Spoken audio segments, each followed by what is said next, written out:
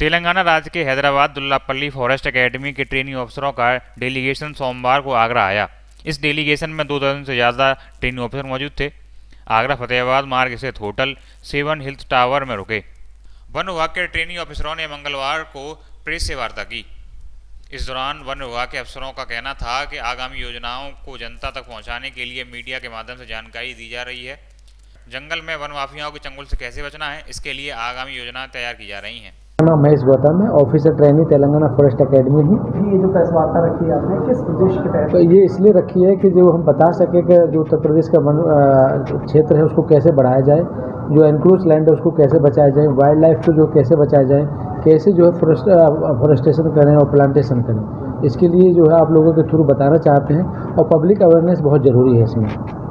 जी, delegation apps के बारे में जानकारी दें। ये बेसिकली हमारा जो है जितने फॉरेस्ट ट्रेनिंग्स हैं उसमें जो 5 वो होते हैं नेशनल टूर, तो हम जो है नेशनल टूर में 31 डेज़ के अभी हम महाराष्ट्र होकर आए हैं, गुजरात होकर आए हैं, राजस्थान होकर आए हैं और अब उत्तर प्रदेश में हैं। तो हमारे जो आगरा में उत्तर प्रदेश में पहली एंट्री है।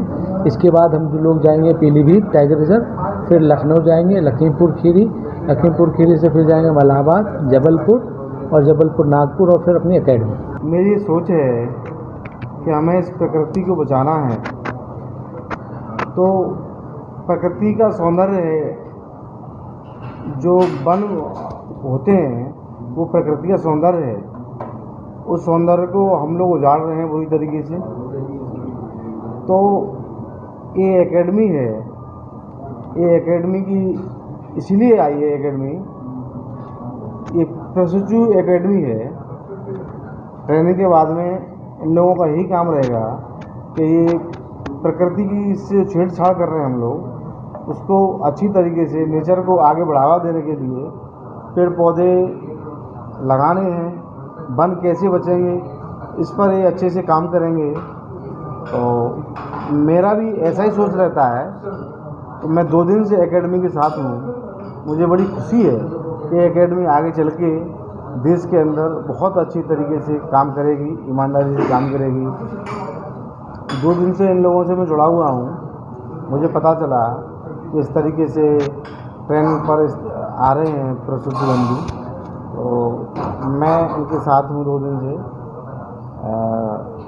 तो मेरी शुभकामना है कि प्रकृति को आगे बढ़ाने में, वनों को बचाने में इनका अहम योगदान रहेगा आगे। और मेरी शुभकामना है कि जाएं और ये अपना काम ईमानदारी से अच्छे से करें। मेरा भी यही ध्येय रहता है कि मैं ज़िले के अंदर लोगों को डेली, जैसे कॉलोनी में खड़े हैं, कहीं आ जा रहे हैं, रास्ते में चल रहे हैं, मेरा ध्यान रहता है कि यहाँ पेड़ लगाने, इस तरीके से पेड़ लगाने। लोगों को भी उत्साहित करता हूँ, भाई लगा लो 4-6 पेड़। मैं भी साल भर में कोशिश करता हूँ 100-200 पेड़ लगाता हूँ।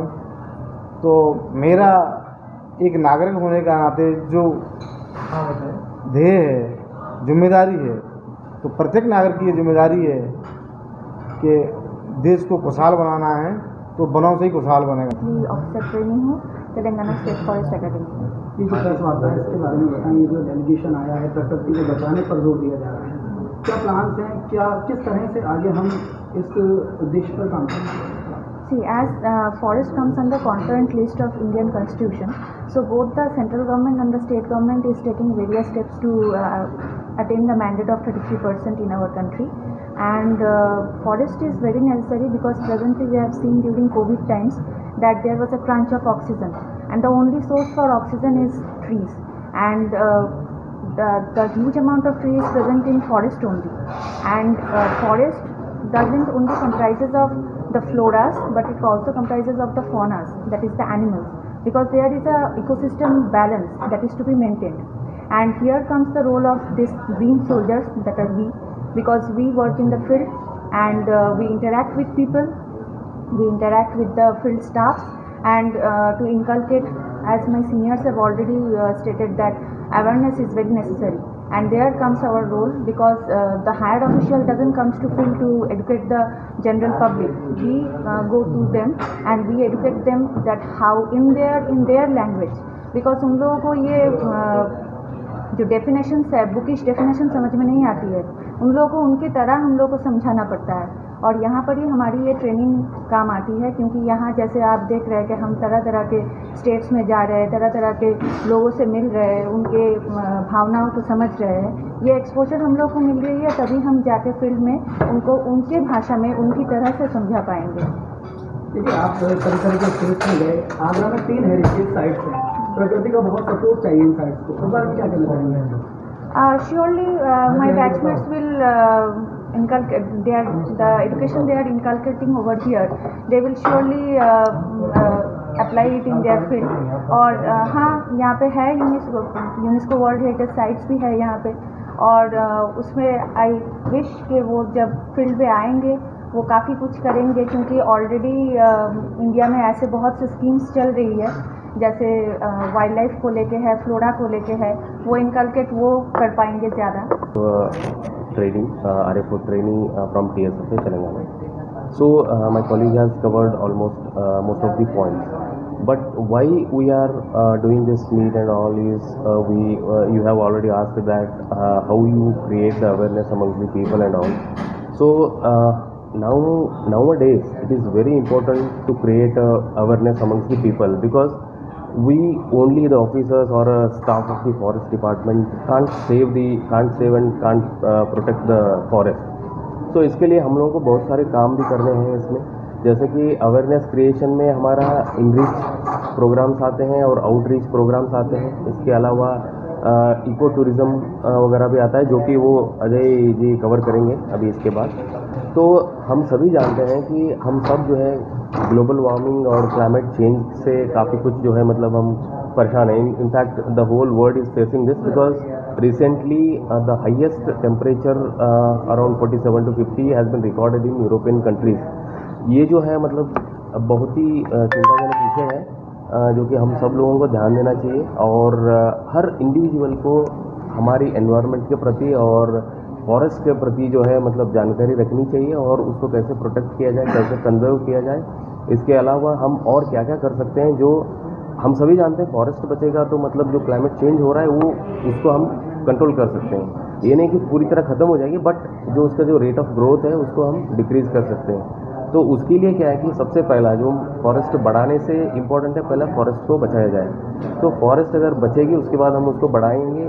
उसके अलावा जो है मतलब वाइल्ड लाइफ की जो मैनेजमेंट प्रैक्टिसेस जो भी हैं जो उसमें आते हैं वो सब हम करेंगे, वाटरशेड मैनेजमेंट करेंगे, उसके बाद सॉइल मॉइस्चर कंजर्वेशन के बारे में हम कुछ वर्क करेंगे। तो ये सारा चीज़ हम अगर सही तरीके से करते हैं, और लोगों को जो है पहला अवेयर करना बहुत ज़रूरी है, जिसके वजह से लोग जो हार्म कर रहे हैं, जो प्रोटेक्शन में बाधा डालते हैं या फिर कहीं जो है मतलब फ्यूलिंग के लिए या वेरियस मतलब रीजन्स के लिए जो है मतलब फॉरेस्ट को कम किया जा रहा है, वो रुक जाए। इसके वजह से ये इम्पोर्टेंट बात है, इसीलिए जो है हम लोग जो है लोगों में अवेयरनेस क्रिएट करना बहुत ज़रूरी है। और हम सभी जानते हैं आजकल जो है स्कूल कॉलेजेस में भी, स्कूल में बेसिकली जो ग्रास रूट लेवल में ये काम करना बहुत ज़रूरी है। तो स्कूल्स में भी जो है आजकल एक अलग ही मतलब सब्जेक्ट जो है एनवायरनमेंट रिलेटेड जो है स्टार्ट हो चुका है ऑलमोस्ट ऑल दी स्टेट्स में। तो ये बहुत ज़रूरी है अवेयरनेस क्रिएट करना, जैसे आप बोले। मेरा नाम अजय कुमार है, मैं सोनभद्र से हूँ, यूपी से, और TSFA तेलंगाना में ट्रेनिंग चल रही है अभी। आज हम लोग यहाँ प्रेस कॉन्फ्रेंस कर रहे हैं, इसका मेन उद्देश्य फॉरेस्ट को बचाना है। आज हमारे पूरे भारत में देखा जाए तो लगभग 24% फॉरेस्ट है, जबकि मिनिमम हमें 33% होना चाहिए। दैट मीन्स कि हमारे देश में फॉरेस्ट कवर बहुत कम है, और फॉरेस्ट होना बहुत ज़रूरी है, क्योंकि जो फॉरेस्ट है, फॉरेस्ट हमारे इन्वायरमेंट को पूरी तरह से बैलेंस करके रखता है। हमें ऑक्सीजन और बहुत सारे ऐसे रिसोर्सेज प्रोवाइड करते हैं जो एक नेचर को बैलेंस करता है। क्योंकि मेरा इको टूरिज़म है, तो इको टूरिज़म का मेन मतलब है कि इको मीन्स होता है नेचर, टूरिज़म मतलब होता है safely travel in the forest region. तो इसके माध्यम से हम लोगों को कैसे अवेयर करें फॉरेस्ट के रिगार्डिंग, वाइल्ड लाइफ के रिगार्डिंग, रिसोर्सेज के अकॉर्डिंग, रिसोर्सेज के बारे में, ये सब हम इको टूरिज़म के तहत हम करते हैं। स्टूडेंट हो गए पीपल पार्टिसिपेशन, विलेजर्स हो गए, सिटी के कुछ हैं, बहुत सारे ऐसे टूरिज़्म होते हैं जो फॉरेस्ट रीजन में अध्ययन के लिए जाते हैं, रिसर्च के लिए जाते हैं, कुछ इंटरटेनमेंट के लिए जाते हैं। तो जो रिसोर्स पर्सन होते हैं फॉरेस्ट रीजन में, इको टूरिज़्म एरिया में, वो उनको जो है फॉरेस्ट के बारे में बताते हैं कि हाउ टू प्रोटेक्ट एंड कितना इम्पोर्टेंस है हमारे लिए फॉरेस्ट, ये सब चीज़ के बारे में हमें जो है फॉरेस्ट डिपार्टमेंट और अदर एनजीओज़ हो गए, गवर्नमेंट हो गई और पीपल पार्टिसिपेशन, लोकल पीपल जो अवेयर हैं वो हमें जो है पूरी तरह से सहयोग करते हैं फॉरेस्ट को अच्छी तरह से ग्रो करने के लिए, उनको उसकी एरिया, उसकी क्षेत्रफल बढ़ाने के लिए हेल्प करते देखने में आता है बड़े बड़े बिल्डर्स हैं, एंक्रोचमेंट हो जाता है इनके जरिए, तो उससे बचने का क्या प्लान है? जो हो गया है उसका क्या करेंगे? एक्चुअली क्या है, जैसे कई फॉरेस्ट एरिया है, यदि वो फॉरेस्ट एरिया को एनक्रोच कर गया है तो एक प्रॉपर लीगल प्रोसेस होता है, उसके तहत रेवेन्यू डिपार्टमेंट और फॉरेस्ट डिपार्टमेंट मिलके उस एरिया का डिमार्केटेशन करते हैं। कोई लिस्ट बनाई है आपने कि उस तरीके के कुछ इलाके हैं, कुछ एरियाज हैं? हाँ, बहुत सारे ऐसे एरिया हैं। एक्चुअली अभी तो हम लोग ट्रेनिंग ऑफिसर हैं, जैसे हम लोग अभी विजिट कर रहे हैं तो कई क्षेत्रों में देखा जा रहा है कि फॉरेस्ट एरिया जो है इंक्रोच हो चुका है। तो कई सारे ऐसे केस फाइल हुए हैं कोर्ट में, कोर्ट के जैसे रिजल्ट आ जाता है उसके अकॉर्डिंग वहाँ से मतलब खाली कर, यदि फॉरेस्ट रीजन को कवर किया है, इंक्रोच कर लिया है, यदि कोर्ट से आदेश आ जाता है कि ये फॉरेस्ट डिपार्टमेंट का लैंड। इस डेलीगेशन में ट्रेनिंग ऑफिसर में प्रमुख रूप से महेश गौतम, सहेंद्र यादव, नवीन दिवाकर, अजय कुमार, प्रियंका दास, राकेश पांडे और राघवेंद्र मौजूद थे। इस दौरान ट्रेनिंग अफसरों का कहना था कि वन विभाग ने अपनी नीति रीति साफ कर दी है। जंगलों के अंदर माफिया बड़े पैमाने पर तस्करी कर रहे हैं। चंदन जैसी महंगी लकड़ी की तस्करी विदेशों तक की जा रही है। इसके अलावा ऐसे कई जीव जंतु भी हैं जिनकी प्रजातियां धीरे धीरे विलुप्त हो रही हैं और इन जीव जंतुओं को नुकसान पहुंचाने का कार्य वन माफिया द्वारा किया जाता है।